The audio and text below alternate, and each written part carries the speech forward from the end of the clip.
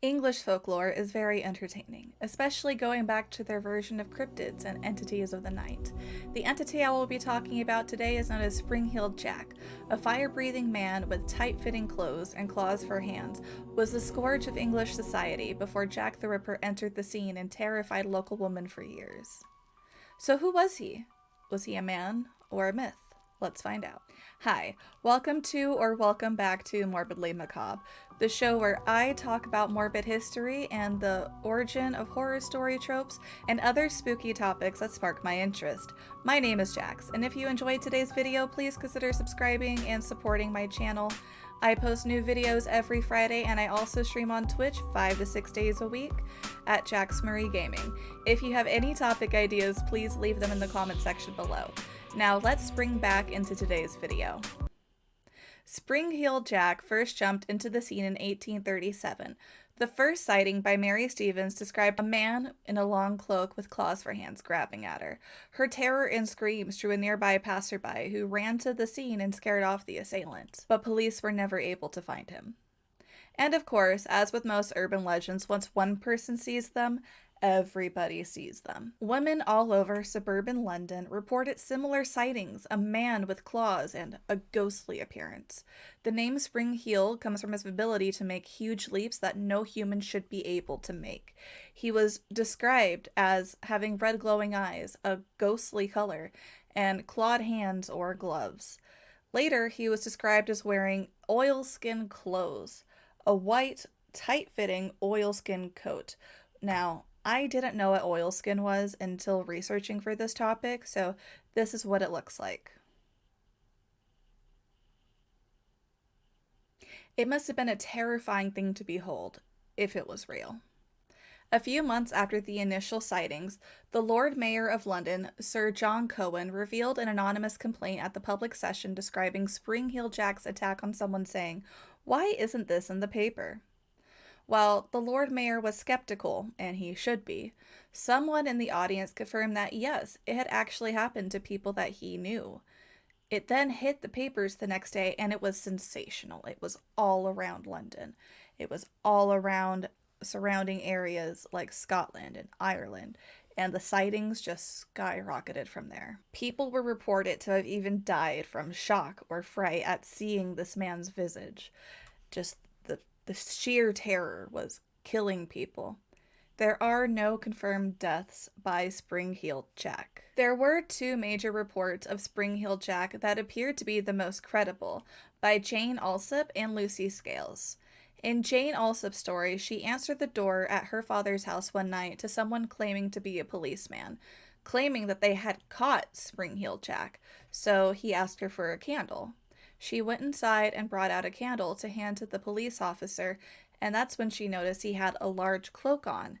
And then he flourished and threw the cloak off his shoulders, revealed his white oilskin and his glowing red eyes, and blew fire onto her, and then started tearing at her clothes. And in her terror, she was screaming for her sister. Her sister came and scared the man off, and she was safe, but they did file a police report. Now, in Victorian society, this had to have been terrifying. Victorians were, if not anything else, modest. And having a random man show up at your door and tear your clothes off at this time had to have been the most terrifying thing for a woman in Victorian times. Now, a man was arrested. I'm sorry, I don't mean to laugh. A man was arrested and later acquitted based on the fact that he could not blow blue fire out of his mouth. And to me, that's ridiculous. He probably assaulted her and didn't want to say anything. And based on her testimony and the blue fire, they just acquitted the entire trial, which to us now today is ridiculous. But at the time, the Victorians. The attack on Lucy Scales happened 9 days later. She and her sister were walking through the Green Dragon Alley when they observed a person in the middle of the alleyway.